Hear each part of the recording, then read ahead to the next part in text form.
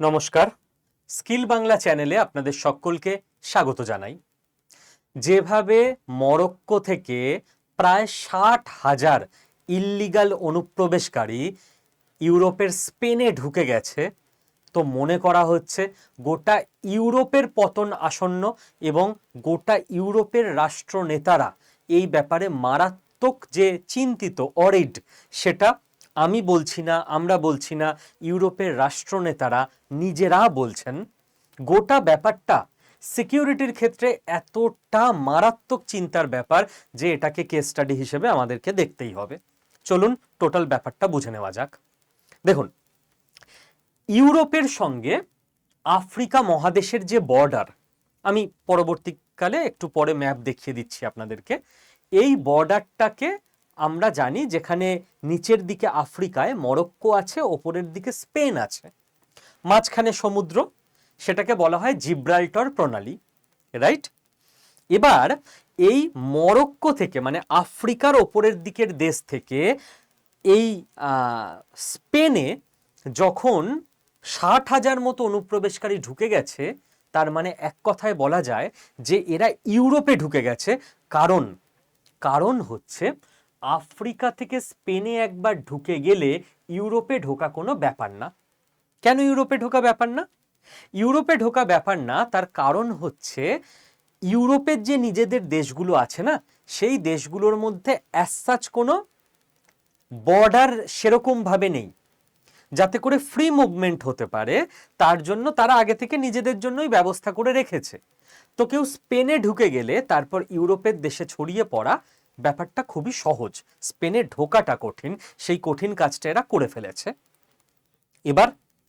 এবার আচ্ছা, আমি বরং আপনাদেরকে শুরুটাই করি একেবারে ছবি দেখিয়ে। দেখতে পাচ্ছেন হুড়মুড় করে লোকজন সমুদ্রে এরকম সাঁতার কেটে ঢুকে পড়েছে স্পেনে। ওকে, এই যে এরকম শয়ে শয়ে লোকজন, প্রায় 60,000 ইল্লিগাল অধিবাসী ঢুকে গেছে হঠাৎ করে রাতারাতি। এবার ইটালির রাষ্ট্রনেতা থেকে শুরু করে বাকি ইউরোপের বড় বড় দেশের রাষ্ট্রনেতারা তারা এটার বিরুদ্ধে স্ট্রংলি স্টেটমেন্ট দিচ্ছেন এবং আটকানোর জন্য পুরো ব্লুপ্রিন্ট তৈরি করতে বসে গেছেন যে কি করে এদেরকে আটকানো যায়। কারণ এদেরকে যদি আটকানো না যায় তাহলে ইটালি থেকে, ফ্রান্স থেকে, জার্মানি থেকে, ইউকে থেকে, ইউরোপের মেন যে শক্তিগুলো তারা খুব ভালো করে জানে যে গোটা ইউরোপ, এরা কি বলতো, এরা বলতো গোটা পৃথিবী হচ্ছে জঙ্গল আর ইউরোপ হচ্ছে গার্ডেন, বাগান। সেই বাগানে আর কোনো ফুল গাছ থাকবে না, সব ধ্বংস করে দেবে যে ইল্লিগাল ইমিগ্রান্টরা ঢুকছে। এবং এরা খুব ভালো করে জানে ইউরোপের রাষ্ট্রনেতারা যে ইউরোপ ফার্স্ট ওয়ার্ল্ড কান্ট্রি, তার যে ইনফ্রাস্ট্রাকচার, তার যে লিভিং স্ট্যান্ডার্ড, সেগুলো এসে কার্যত দখল করবে আফ্রিকা থেকে বা অন্য জায়গা থেকে আসা এই অবৈধ অনুপ্রবেশকারীরা। এবং ইউরোপের আরও চিন্তা যে এই যে অবৈধ অনুপ্রবেশকারী, এদের কালচার ইউরোপের কালচার থেকে বহু আলাদা। মরক্কো, যেখান থেকে 60,000 লোক রাতারাতি স্পেনে ঢুকেছে, সেটা একটা মুসলিম দেশ। তাদের কালচার, তাদের থট প্রসেস, তাদের এথিক্স ইউরোপের থেকে টোটালি আলাদা। তো নতুন কালচারের লোকেরা এসে তারা সংখ্যাগরিষ্ঠ হয়ে তারা গোটা দেশের বা গোটা ইউরোপ মহাদেশের যে সাংস্কৃতিক পরিচয় সেটাকে বদলে দেবে এবং ইউরোপের লোকেরা ইউরোপে মাইনরিটি হয়ে, সংখ্যালঘু হয়ে বাঁচতে হবে, এই ভয় ঢুকে গেছে ইউরোপের বিভিন্ন রাষ্ট্রনেতাদের মনে। ভয়ের পিছনে কারণ আছে, ভয়ের পিছনে ফ্যাক্ট এবং ডেটা আছে। কারণ ইউরোপ এতদিন কি করত, ইউরোপ এতদিন এমন একটা ভাব দেখাতো যে আহারে গরিব দেশ থেকে কিছু মানুষ অসহায়, তারা আশ্রয় চাইছে, আমরা হচ্ছি মানবতাবাদী। তো মানবতাবাদী ইউরোপ, বিভিন্ন দেশ এরকম প্রচুর অনুপ্রবেশকারী বা শরণার্থী তাদেরকে আশ্রয় দিয়েছে। আশ্রয় দিয়ে যখন তারা 3%, 5% ছিল, তখন ইউরোপ দেখেছে ঠিকই আছে, আমরা 95%, আমাদের একটা গর্ব হচ্ছে মানবিকতার গর্ব, আহা আমরা 5% লোককে আশ্রয় দিয়ে রেখে দিয়েছি। কিন্তু সেই 5% লোকেরা যে যে দেশে ইউরোপে যে যে জায়গায় সংখ্যায় মারাত্মকভাবে বেড়ে গেছে, সংখ্যায় মারাত্মকভাবে বাড়লো কি করে?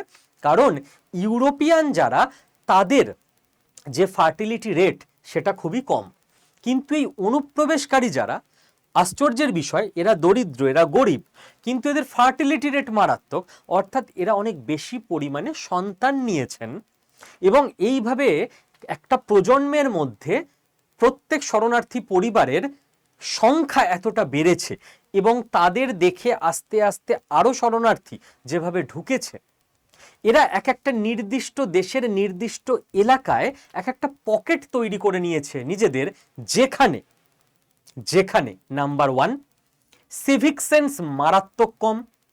মানে ইউরোপে গিয়ে এক একটা গলি, যে গলিতে এই অনুপ্রবেশকারীদের আধিপত্য, সেই গলিগুলোকে কার্যত এরা, মানে ইউরোপ কি পরিষ্কার পরিচ্ছন্ন, নোংরা কোথাও ফেলে না, ডাস্টবিন বানিয়ে দিয়েছে। এরা যে দেশে আছে সেই দেশের পৌরসভার নির্দেশ আইন শোনে না।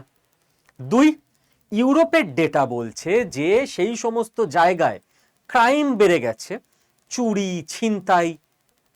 ইউরোপিয়ানদের বাড়িতে জানলায় গ্রিল হয় না, ফ্রেঞ্চ উইন্ডো বড় বড় অ্যাপার্টমেন্টে হয় না, কলকাতাতে, ইন্ডিয়াতে ওগুলো গ্রিল থাকে না, ইউরোপিয়ান স্টাইল, যেখানে তো চুরি হয় না। চুরি বেড়ে গেছে ইউরোপে, ছিনতাই বেড়ে গেছে। থার্ড যেটা সব থেকে বড় প্রবলেম, সেটা হচ্ছে ইউরোপের যে কালচার, ইউরোপের কালচার পাল্টে যাচ্ছে বিভিন্ন জায়গার। ইউরোপের কালচার কি? মুক্তমনা চিন্তা ভাবনা। ইউরোপের রাস্তায় দেখা যাচ্ছে যে সমস্ত এলাকায় মূলত এই অনুপ্রবেশকারীরা বসবাস করে, তারা হয়তো তাদের ইসলামিক কালচার অনুযায়ী তারা রাস্তায় হিজাব পরে, বোরখা পরে চলাফেরা করছে।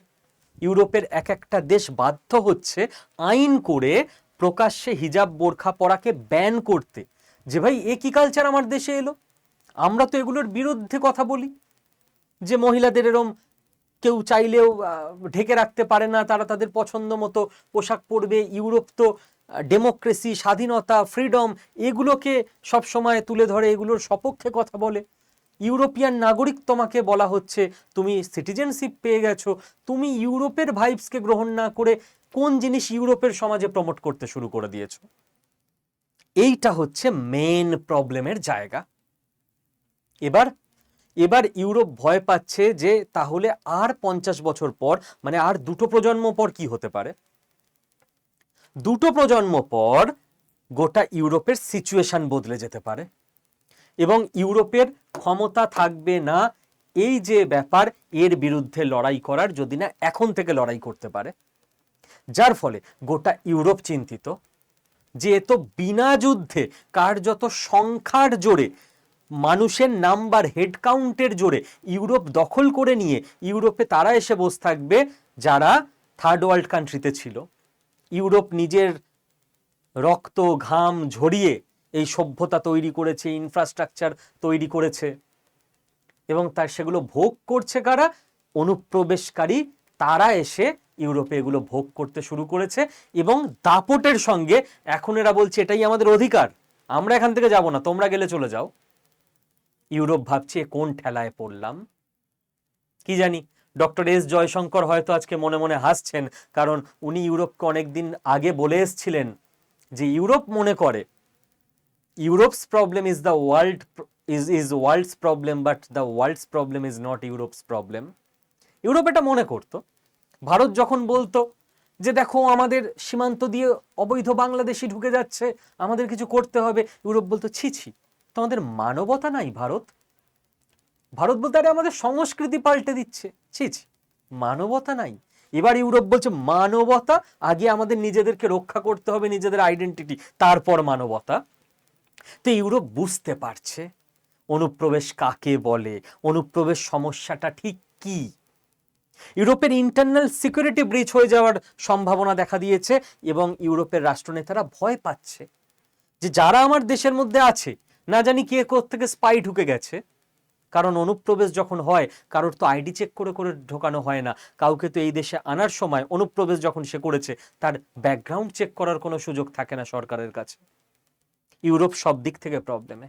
ইউরোপ বুঝতে পারছে এভাবে চললে ইউরোপের অর্থনীতি থেকে, কালচার থেকে, সেফটি, সিকিউরিটি, বিদেশ নীতি সবকিছু ধ্বংস হয়ে যাবে। আমি একবার আপনাকে ম্যাপে দেখিয়ে নিই যে ঘটনাটা কোথায় ঘটেছে। এই যে সেউটা বলে জায়গাটা, এটা অ্যাকচুয়ালি কি দেখুন। আমি আগে আপনাকে পৃথিবীর ম্যাপটা দেখাই। এইটা হচ্ছে পৃথিবীর ম্যাপ, ঠিক আছে? এই হচ্ছে আমাদের ইন্ডিয়া, এইটা হচ্ছে আফ্রিকা মহাদেশটা, আর এই যে এইখানটা পেনটা যেখানে, এটা হচ্ছে ইউরোপ। ওই যে লাল ছোট্ট, ওটা হচ্ছে স্পেন। এবার আরেকটু বড় করে দেখানো হোক আপনাকে। এই হচ্ছে ইউরোপ, এই হচ্ছে আফ্রিকা। আফ্রিকার ওপরের দিকের দেশ হচ্ছে মরক্কো, আর ইউরোপের নিচের দিকের দেশ হচ্ছে স্পেন। এই স্পেন আর মরক্কোর মাঝখানে এইখানে জল আছে, এটা হচ্ছে জিব্রাল্টার প্রণালী। এবার এখানে একটা মজার ব্যাপার আছে। এই যে মরক্কোর এইখানে একটা ছোট্ট জায়গা আছে যেটা আফ্রিকা মহাদেশের সঙ্গেই টাচে আছে, কিন্তু টেকনিক্যালি, লিগালি, পলিটিক্যালি, ঐতিহাসিকভাবে এই জায়গাটা স্পেনের দখলে আছে। এটা স্পেনের জায়গা, স্পেনের ল্যান্ড। এই জায়গাটার নাম সেউটা। আমি এবার সেউটাকে আপনাকে একটু বড় করে দেখাই। তাহলে কি হলো, এই স্পেন, এই মরক্কো, তাই তো?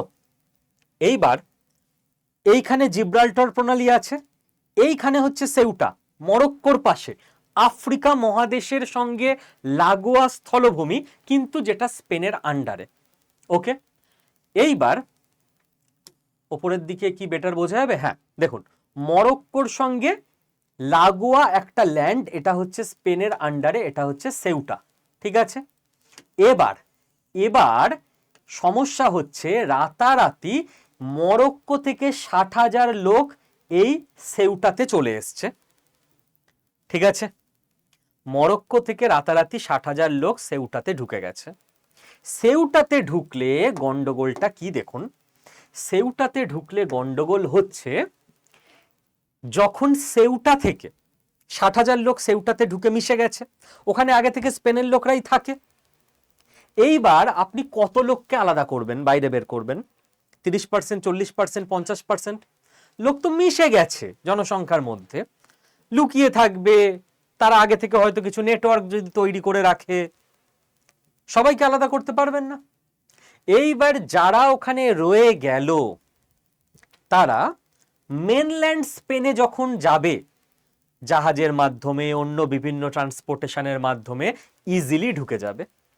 কেন ইজিলি ঢুকতে পারবে বলে দিচ্ছি। যে সেউটাতে আছে তার তো মেনল্যান্ড স্পেনে যেতে পাসপোর্ট লাগবে না, কারণ সে তো স্প্যানিশ।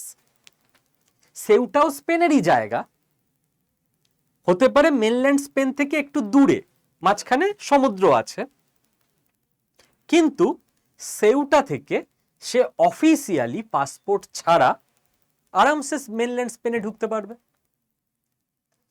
মেনল্যান্ড স্পেনে একবার কেউ ঢুকলে সে ইউরোপের যে কোনো দেশে যেতে পারবে আরামসে।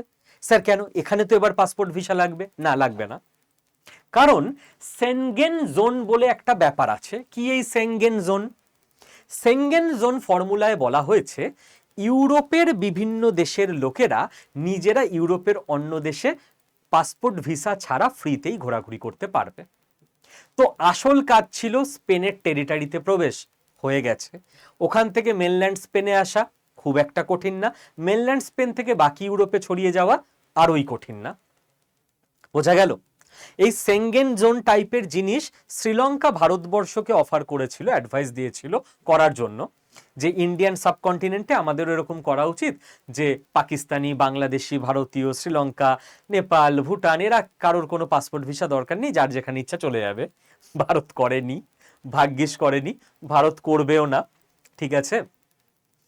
তাহলে সারাদিন গালি দিতে থাকা, ভারতকে গালি দিতে থাকা লোকজনও ভারতেই এসে বসে থাকবে, এটা ভারত জানে।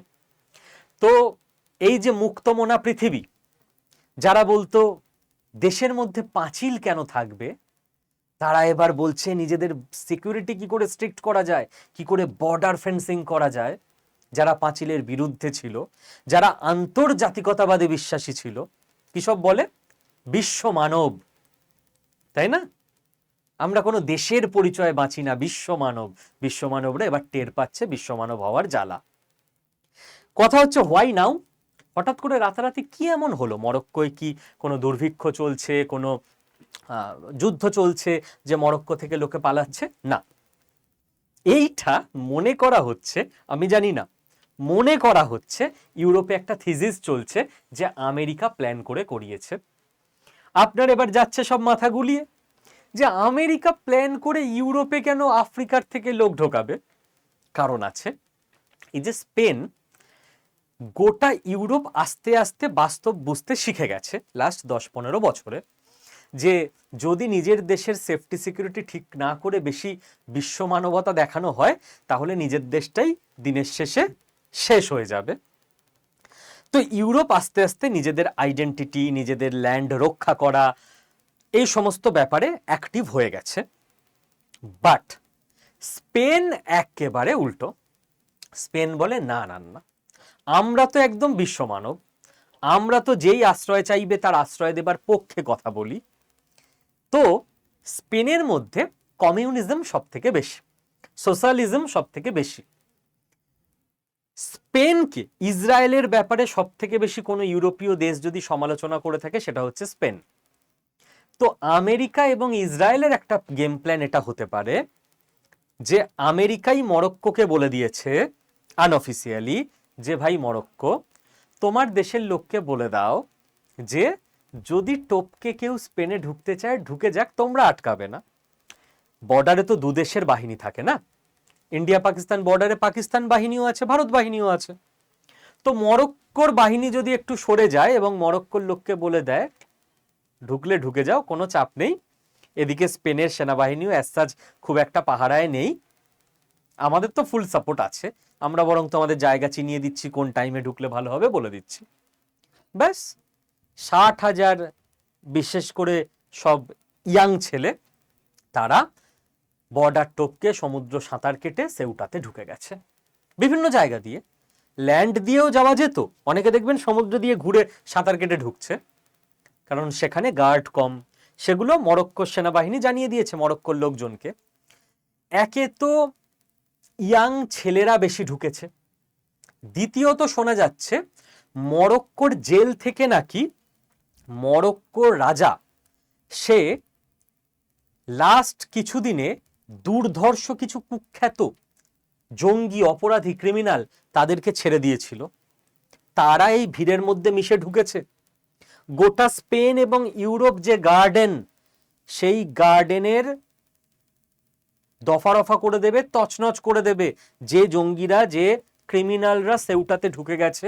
যদি না গোটা ইউরোপ এবং স্পেন মারাত্মক বল প্রয়োগ করে এক্ষুনি এদেরকে খুঁজে খুঁজে বের করে মরক্কোতে না ফেরত পাঠায়।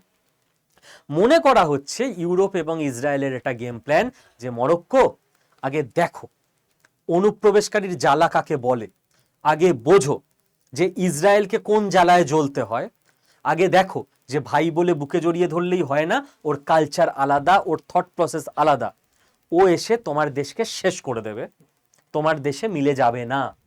এটা মরক্কোকে রিয়ালাইজ করানোর জন্য আমেরিকা ইসরায়েলের গেম প্ল্যান এটা হতে পারে বলে এই মুহূর্তে ইউরোপে অনেক জিওপলিটিক্যাল অ্যানালিস্ট এটা বলছেন। আমি সত্যি মিথ্যে জানি না, যেটা অ্যানালিস্টরা বলছেন, যে পয়েন্টগুলো আমি পাচ্ছি সারাদিন যেহেতু এই টপিক নিয়েই পড়াশোনা করি, ইন্টারন্যাশনাল রিলেশন, আমি এটা তুলে ধরলাম। এবার এখান থেকে শিক্ষা নিয়ে আমাদের যেটা দেখার, ভারত কি রেডি আছে এরকম রাতারাতি কোনো জনসমুদ্রের অ্যাটাক হলে সেটাকে আটকানোর জন্য? কারণ ওপারে 20-25 কোটি, এপারে 17-18 কোটি, একদম বর্ডার লাগোয়া আমাদের, ল্যান্ড বর্ডার, এবং দুটো দেশেরই ইনফ্রাস্ট্রাকচার থেকে ইকোনমি খুবই খারাপ। তারা কাজ খুঁজতে ভারতেই আসে। বাংলাদেশি যারা নিজেরা কয়েকদিন আগে চলে গেছে স্বরূপনগর সীমান্ত দিয়ে, তারা নিজেরা স্বীকার করেছে। আটকাতে পারবো আমরা? তার জন্য ভারত লাস্ট কয়েক বছরে কিছু স্টেপ নিয়েছে, খুঁজে খুঁজে অবৈধ বাংলাদেশিদের এসআইআর এর মাধ্যমে এবং আরো বেশ কিছু সিস্টেমের মাধ্যমে আসাম থেকে, ওয়েস্ট বেঙ্গল থেকে পুশব্যাক করা হয়েছে। কিন্তু আপনি যা ইচ্ছা করে নিন, আপনি বড়জোর 50% পারবেন, বাকি 50% পারবেন না সরাতে, কারণ এরা এই জনসমুদ্রের মধ্যে মিশে গেছে। কি করে আপনি কাউন্টার করবেন? এত বছর ধরে কোনো ব্যবস্থা নেওয়া হয়নি, হঠাৎ করে 2 বছরে হয় নাকি? এখন ব্যবস্থা নিতে গেলে এখন বরং মানবতাবাদীরা বিভিন্ন ফেসবুকে লেখা লিখে দেবে, বিভিন্ন মিডিয়ায় বাইট দিয়ে দেবে, সরকার আরো চাপে পড়বে, সরকার ভাববে থাক বাবা এখন একটু বন্ধ রাখি, আবার ঠিক সময় এলে করব, এখন সামনে ভোট আছে, ভোটে হেরে যাব। ইন্ডিয়া কি রেডি? আমাদের খেয়াল রাখতে হবে, নইলে ইন্ডিয়াকে আমরা বিশাল প্রসপারাস করলাম, কিন্তু প্রসপারিটি আর পিসকে রক্ষা করার জন্য পাওয়ার চাই, সেই পাওয়ারটা আমরা অ্যাচিভ করলাম না। রাতারাতি দেখবেন পঙ্গপাল ঢুকে আমাদের ওয়ার্ল্ড ক্লাস শহর, মেট্রো রেল, ট্রেন, এয়ারপোর্ট, রাস্তাঘাট সবকিছু দখল করে নিয়ে বসে আছে। ইতিহাস সাক্ষী, ইতিহাস যদি ঠিক করে পড়েন, প্রত্যেকটা যুগে যুগে প্রত্যেক প্রসপারাস জায়গায় এইভাবেই অ্যাটাক হয়েছে। ভারতেও আপনি অ্যানসিয়েন্ট টাইমে দেখে নিন না, একই কারণে তো অ্যাটাক হয়েছে। ভারত প্রসপারাস, সমৃদ্ধশালী, ভারতের আশেপাশের জায়গাগুলো খেতে পায় না, তারা অ্যাটাক করেছে ইন্ডিয়াতে। তো সমৃদ্ধির সঙ্গে সঙ্গে শক্তি সঞ্চয় করা অত্যন্ত জরুরি। তার জন্য আমাদের আর্মিকে আরো আরো আরো স্ট্রং হতে হবে। আর আর্মি তখনই স্ট্রং হতে পারবে যখন আমরা দুহাত খুলে আর্মিকে টাকার সাপ্লাই দিয়ে যেতে পারবো বাজেটের মাধ্যমে, যে আর্মি যা ডিমান্ড করবে আমরা যেন বাজেটে কার্পণ্য না করি, নাও তোমরা কাজ করো। অস্ত্র অ্যাকোয়ার থেকে শুরু করে, ইন্টেলিজেন্স সিস্টেম বেটার করা থেকে শুরু করে, আরো বেশি সেনা রিক্রুট করা থেকে শুরু করে এভরিথিং, সেটা আমরা তখনই পারবো যখন আমাদের ইকোনমি স্ট্রং থাকবে। দেশের মানুষ হয়তো খেতে পাচ্ছে না, আর্মিকে তো আমাদের তখন বলতেই হবে, ভাই তোমরা কম টাকায় চালাও, পরের বছর দেখছি, এখন দেশে অনেকে খেতে পারছে না, আমরা সেই দিকটায় নজর দিই। তো আর্মি 1 বছর পিছিয়ে গেল, তাই না?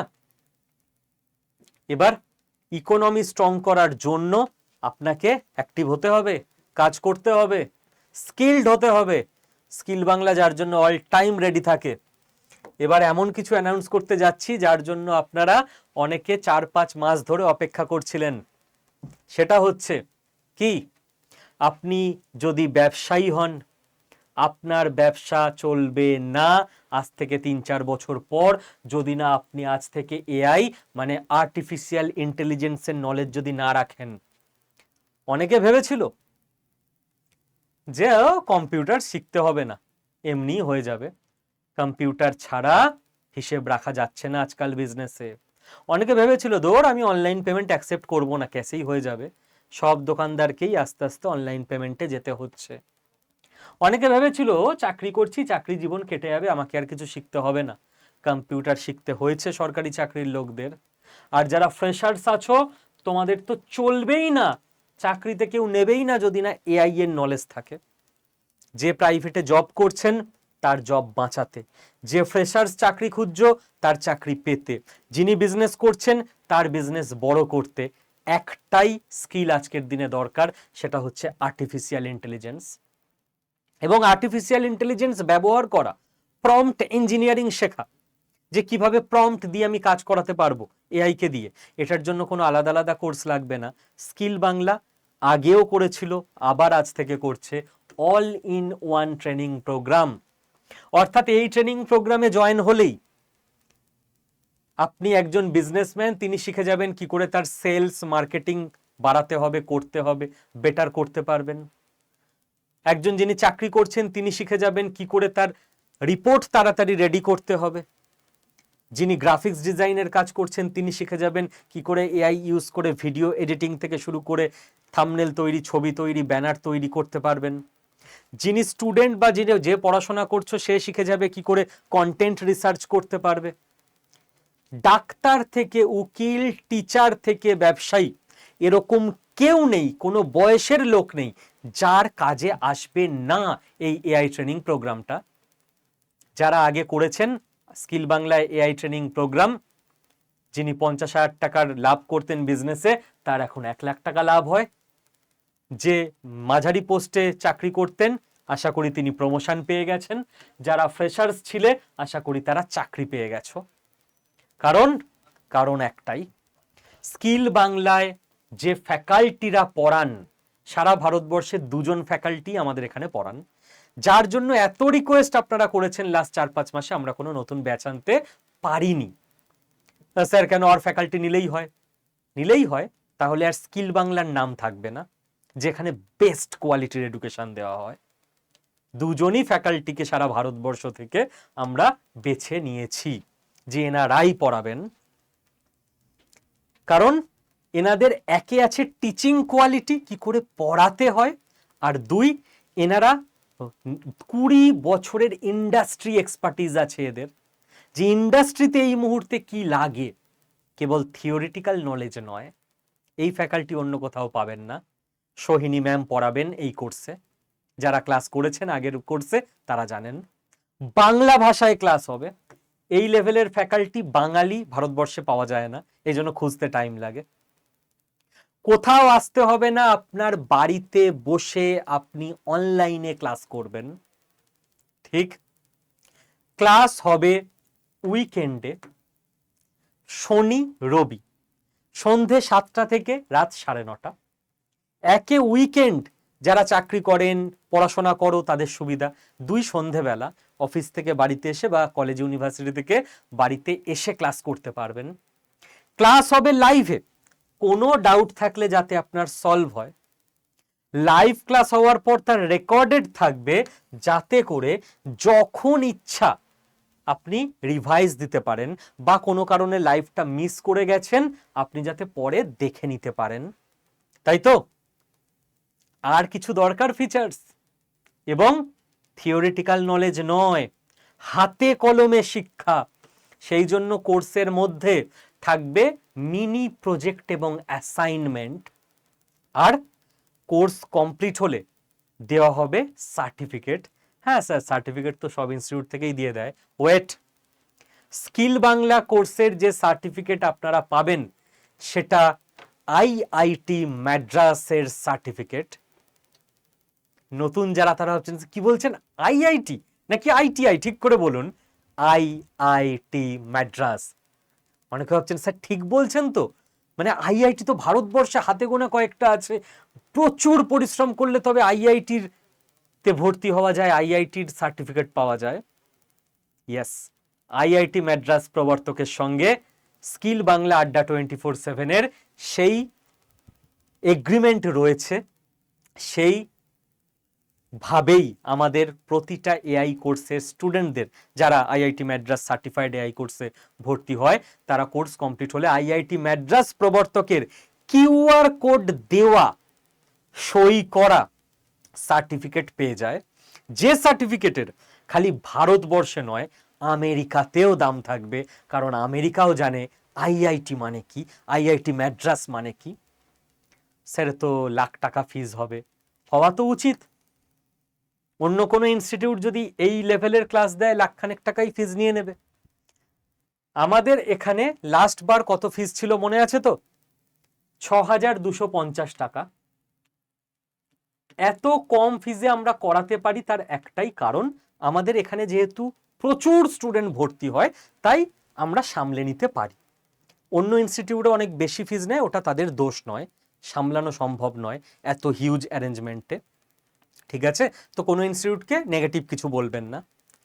6,250 টাকা এবারও ফিজ থাকবে। কেবল প্রথম 500 স্টুডেন্টের জন্য এই ফিজটা থাকবে 4,999 টাকা। আরো হয়তো 100 টাকা মতো আলটিমেটলি কমেই যাবে, বাড়বে না, প্রথম 500 স্টুডেন্টের জন্য। তারপর সঙ্গে সঙ্গে এটা বেড়ে হয়ে যাবে 6,250 টাকা। আমার মনে আছে আগের দুবার আপনারা বলেছিলেন, লাস্ট মনে হয় এই কোর্স এসেছিল জানুয়ারিতে, স্যার মাসের শেষে কোর্স আনলেন টাকা নেই। একবার স্যার কোনোদিন মাসের প্রথমে কোর্স আনবেন, তো আগস্ট মাসের প্রথমে আপনাদের জন্য কোর্স এনে দিলাম। গোটা এনরোলমেন্ট প্রসেস আমি এবার স্টেপ বাই স্টেপ আপনাদেরকে দেখিয়ে দেব। জীবনের বেস্ট সিদ্ধান্ত আজকে এই মুহূর্তে নিয়ে নিন, কারণ পরে 6,250 টাকা দিয়েও ভর্তি হতে পাবেন কিনা তারও কোনো গ্যারান্টি নেই। সিট ফুল যদি হয়ে যায় আবার টোটাল 1,500 সিট, তাহলে অ্যাডমিশনই বন্ধ হয়ে যাবে। ঠিক আছে, এবং আমার ধারণা প্রচুর লোকজন হামলে পড়বে, কারণ তারা এত মাস ধরে, যারা পুরনো অডিয়েন্স তারা ওয়েট করছিল। তো আমি আপনাদেরকে এবার গোটা প্রসেস দেখিয়ে দেবো কি করে আপনারা অ্যাডমিশন নেবেন। আমার রিকোয়েস্ট যে আপনারা আমার এই দেখানো প্রসেসটার সঙ্গে সঙ্গে নিজেরাও একসঙ্গে আমি যেভাবে আপনাদেরকে দেখাবো সেইভাবেই করতে থাকবেন নিজের ফোনে, তাহলেই স্টেপ বাই স্টেপ হয়ে যাবে। আমি স্পিডে দেখাচ্ছি, আপনারা কি করবেন, আমার ভিডিওটা দেখবেন, 15 সেকেন্ড দেখবেন, স্টপ করবেন, 15 সেকেন্ডে যতটুকু পার্ট দেখালাম নিজের ফোনে অতটুকু করে নেবেন, আবার ভিডিও দেখবেন 10 সেকেন্ড, আবার পরের স্টেপটা করবেন। এইভাবে এখনই করুন, এখনই দেখুন, কারণ পরে চান্স পাবেন কিনা জানি না। ওকে, জীবনে কোনো কোনো সময় সুযোগ আসে, সেটাকে কাজে লাগিয়ে নিতে হয়। আপনার ফোনে নেট বা ওয়াইফাই আগে অন করে নেবেন, নিয়ে গুগল প্লে স্টোর যেটা আছে এখানে ক্লিক করবেন। প্লে স্টোরে গিয়ে আপনি এরকম একটা সার্চ বক্স পাবেন, সার্চে ক্লিক করলে আপনি এরকম সার্চের জায়গা পাবেন। সার্চের জায়গায় গিয়ে আপনি লিখবেন আড্ডা 24/7, এই বানানে ADDA 247, মাঝে কোনো স্পেস নেই। আড্ডা 24/7 অ্যাপ, এটায় ক্লিক করবেন। ক্লিক করলে এই লোগো দেওয়া অ্যাপ পাবেন, এটা হচ্ছে আমাদের কোম্পানির আড্ডা 24/7 এর অফিসিয়াল অ্যাপ। ইনস্টল অপশানে ক্লিক করবেন, অ্যাপটা দেখবেন ইনস্টল হচ্ছে আপনার ফোনে। 30 সেকেন্ড মতো একটু দাঁড়াবেন, ইনস্টল হয়ে যাওয়ার পর দেখবেন ও নিজে থেকেই ইনস্টলিং দেখাচ্ছে। ইনস্টলিং আবার 20-30 সেকেন্ড লাগবে, তারপর দেখবেন ইনস্টলড হয়ে গেছে। এবং এই অ্যাপটা কত মানুষের ফোনে আছে জানেন? 1 কোটির ওপর মানুষের ফোনে। ভারতবর্ষের সব থেকে বড় এডুকেশনাল ইনস্টিটিউট আমাদের ইনস্টিটিউট। খালি এখানে রিভিউ দিয়েছে আমাদের অ্যাপে 8,90,000 ছাত্রছাত্রী, খালি রিভিউ দিয়েছে। তো বুঝতে পারেন আমরা এত কম ফিজে কেন কোর্স করাতে পারি, কারণ এত লাখ লাখ স্টুডেন্ট এখানে ভর্তি হয়। এবার আপনি ওপেন অপশানে ক্লিক করে অ্যাপটা ওপেন করে ফেলুন। এই অবধি করে ফেলেছেন প্রত্যেকে, না হলে পজ করে এই অবধি করবেন, তারপরে আবার পরেরটা দেখবেন। চলুন, এরপর আপনাকে বলবে যে আমরা কি আপনাকে নোটিফিকেশন পাঠাতে পারি, আপনি ডোন্ট অ্যালাউ করে দেবেন, না হলে সারাদিন আপনার ফোনে এই চাকরি ওই চাকরি নোটিফিকেশন যাবে, আপনি বিরক্ত হবেন। এটা আমাদের স্টুডেন্টদের জন্য, যারা সরকারি চাকরির প্রিপারেশন করছে তাদের জন্য মেইনলি নোটিফিকেশনটা দরকার লাগে। এরপর আপনি গেট স্টার্টেড অপশানে ক্লিক করে দেবেন। এরপর এখানে আপনি আপনার ফোন নাম্বার বসাবেন। ফোন নাম্বার বসানোর পর দেখবেন এই যে সেন্ড ওটিপি যেটা এখানে আছে, এটা এবার কালো হয়ে যাবে, এখানে ক্লিক করে দেবেন। ক্লিক করার পর আপনার কাছে এরকম দেখাবে যে একটা ভেরিফিকেশন কোড আপনার ফোনে যাবে। ভেরিফিকেশন কোড যেই আসবে, কিছু একটা আসবে, আপনি সেটাকে বসিয়ে দেবেন। যেই আপনি বসিয়ে দেবেন আপনার কাছে ল্যাঙ্গুয়েজ চুজ আসতে পারে, তো এরম আসতে পারে বাংলায় হ্যালো লেখা আর ইংরাজিতে হ্যালো লেখা। তো আপনি ইংরাজিটাই চুজ করবেন, কারণ বাংলায় না খটোমটো শব্দ দেখাবে। হয়ে গেল। এবার আপনাকে বলবে আপনার এক্সাম ক্যাটাগরি সিলেক্ট করুন। আপনি তো আর কোনো পরীক্ষা দিচ্ছেন না, এটা আমাদের স্টুডেন্টদের জন্য একটা এইভাবে বানানো। আপনি কি করবেন, স্টেট এক্সাম এইখানটায় ক্লিক করবেন, ঠিক আছে, এই তীরটায়। স্টেট এক্সামে ক্লিক করার পর স্টেটের নাম আসবে, আপনি ওয়েস্ট বেঙ্গলে ক্লিক করবেন। তো অ্যাপ বুঝে গেল আপনি ওয়েস্ট বেঙ্গলের মানুষ, আপনার অ্যাপে এখানে ওয়েস্ট বেঙ্গল দেখিয়ে দেবে। এরপর আপনি এই ডান দিকের নিচের অপশনটায় ক্লিক করবেন, এখানে লেখা থাকবে স্টোর। এই অবধি প্রত্যেকে এসছেন, না হলে পজ করে আগে এই অবধি করে নিন, তারপর আবার এগোবেন। এই স্টোরে ক্লিক করার পর আপনি দেখবেন লেখা উঠছে মাঝখানে ফাইন্ড প্রোডাক্ট বাই এক্সাম। এইখানে এই যে ভিউ অল লেখা আছে না, এই তীর চিহ্নটায় ক্লিক করবেন। ক্লিক করলে আপনার চলে আসবে এই এক্সামের লিস্ট। আপনার তো এক্সাম কিছু নেই, আপনি স্কিল বাড়াতে চাইছেন, তো স্কিল ডেভেলপমেন্ট এটাতে ক্লিক করবেন। যেই স্কিল ডেভেলপমেন্টে আপনি ক্লিক করলেন, এরপর প্রথমেই আপনার কাছে চলে আসবে generative AI Bengali batch live classes by Adda 24/7। এখানে লেখাই আছে আইআইটি মাদ্রাজ প্রবর্তকের লোগো দিয়ে। ফিস কত? 6,250 বলেছিলাম। আমি আছি, চিন্তা করতে হবে না। এই ব্যাচে ক্লিক করুন। যেই ক্লিক করবেন আপনার কাছে এরকম একটা অপশান আসবে। এই যে একটা বক্স আছে না, এই বক্সটায় ক্লিক করে দেবেন। বক্সটায় ক্লিক করলে আপনার ফিস কিছুটা কমবে, কতটা কোনো গ্যারান্টি নেই। আমি যখন ক্লিক করেছিলাম তখন আমার 6248 থেকে 6185 হয়েছিল, 20 টাকা হলেও কমবে। এবার আপনার 6185-তে আসবে না 6220-তে আসবে আমার গ্যারান্টি নেই, কিছুটা কমবে। যেই আপনার কমে গেল, এবার আপনি কি করবেন, এই মোর অফারসে ক্লিক করবেন, ঠিক আছে? বাই নাও করবেন না, এখন স্টেপ ফলো করুন।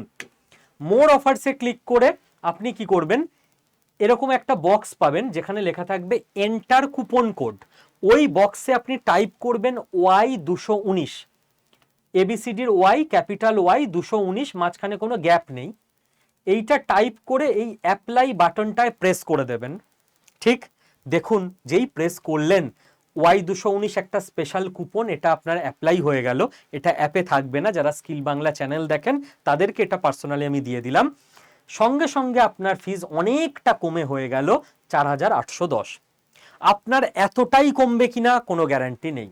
হ্যাঁ, 4900-র নিচে আসবেই, 4900-র নিচে আসবেই, ঠিক আছে? যেই 4900-র নিচে চলে এলো, যদি 4900-র নিচে 4870, 4850, আপনি অতটা পেয়ে গেছেন, অল দ্য বেস্ট, খুব ভালো। এবার আপনি এই বাই নাও অপশানে ক্লিক করবেন। যেই ক্লিক করলেন, আপনাকে আর একবার ক্লিক করতে হবে, অ্যাকচুয়ালি ডাবল ক্লিক করতে হবে। বাই নাও যেই করলেন, আপনার কাছে অপশান আসবে আপনি কিসে পেমেন্ট করবেন। বেশিরভাগ তো সবাই ইউপিআইতেই পেমেন্ট করবে, তো ইউপিআইতে সিলেক্ট করে পে 4810 এখানে ক্লিক করতে হবে। দেন 15 সেকেন্ড গোল গোল ঘোরার পর এই পেজটা আসবে। তো আপনি যদি ফোনপে দিয়ে পেমেন্ট করেন তো ফোনপেতে ক্লিক করবেন, কন্টিনিউ করবেন, ঠিক আছে? 4810 টাকা আপনার ফোনপের ওটিপি, মানে ইউপিআই আইডির ওটিপি দিতে হবে। আপনার ফোন থেকে 4810 টাকা বা যেটাই দেখাচ্ছে 4900 কম কিছু একটা, ওটা কেটে যাবে। সঙ্গে সঙ্গে আপনি কোর্সে ভর্তি হয়ে গেলেন। এবার কি করবেন শুনুন, সঙ্গে সঙ্গে আপনি ক্লাসও করতে পারবেন। স্যার, ক্লাস সঙ্গে সঙ্গে এখনই করতে পারবো? ইয়েস, মেন এআই এর ক্লাসগুলো আপনার শুরু হবে 16ই আগস্ট থেকে। তার আগে আমরা আপনাকে 24টা কম্পিউটারের ক্লাস দিয়ে রেখেছি, যাতে করে আপনি একটু একটু করে টেক স্যাভি হতে পারেন, বেসিক কম্পিউটারের নলেজ আপনার যাতে তৈরি হয়। এআই এর ক্লাসে প্রথমেই গিয়ে ম্যাডাম খুব ধরে ধরেই করান, তবুও একটুও মনে হবে না কিছু মাথার ওপর দিয়ে যাচ্ছে। তো এই কম্পিউটার ক্লাসগুলো রেকর্ডেড আছে, ঠিক আছে? আপনি কি করবেন, যেই মুহূর্তে ভর্তি হলেন, আপনি ভর্তি হবার পরই অ্যাপটা আবার খুলবেন, আড্ডা 24/7 অ্যাপ খুলেই মাই কন্টেন্টে ক্লিক করবেন, যেটা মাঝখানে আছে। ভর্তি হবার পর মাই কন্টেন্টে ক্লিক করলে এইরকম আপনার কাছে এখানে ব্যাচ দেখাবে। আমার স্টক মার্কেট দেখাচ্ছে, আপনার এআই দেখাবে। এখানে ক্লিক করলেই আপনি দেখবেন আপনার পরপর ক্লাসগুলো এখানে খুলে গেছে কম্পিউটার। আপনি এক এক করে ক্লিক করবেন, ক্লাস দেখতে পাবেন। এই 24টা ক্লাস আপনাকে 15ই আগস্টের মধ্যে কমপ্লিট করে নিতে হচ্ছে, রেকর্ডেড আপনার টাইম মতো। 16ই আগস্ট থেকে শুরু হয়ে যাচ্ছে একেবারে অরিজিনাল এআই এর ক্লাস। পুরো বুঝে গেছেন? যেভাবে বুঝিয়ে দিলাম, যিনি কিছু জানেন না, জীবনে প্রথম অনলাইন কোর্সে ভর্তি হচ্ছেন, তিনিও নিজে ভর্তি হয়ে যেতে পারবেন। এরপরও যদি আপনার কোনো গাইডেন্স লাগে, কিছু জিজ্ঞাসা থাকে, তাহলে আমার টিমকেও আপনি ফোন করে নিতে পারবেন। 9650 634247, এটা আমার পার্সোনাল টিমের ফোন নাম্বার। এই নাম্বারে ফোন করে 1 প্রেস করলেই আমার টিমের সঙ্গে আপনি কথা বলতে পারবেন, কথা বলেও ভর্তি হয়ে নিতে পারবেন। বাট দ্রুত করুন, যেই মুহূর্তে ভিডিওটা দেখলেন তখনই ফোনে প্রসেস করে নিন, কারণ 500 ভর্তি হয়ে গেলেই ফিস বেড়ে যাবে, 1500 ভর্তি হয়ে গেলেই ভর্তির চান্সও চলে যাবে। অল দ্য ভেরি বেস্ট, নিজেদের স্কিলড আপ করুন, এবং এআই নেক্সট 2 থেকে 3 বছরে গোটা পৃথিবীকে চেঞ্জ করতে চলেছে। চেঞ্জ হয়ে গেলে তখন যাতে বিপদে না পড়তে হয়, আগে থেকে এআই শিখে যুগের সঙ্গে তাল মিলিয়ে এগিয়ে চলুন। ভালো থাকবেন প্রত্যেকে।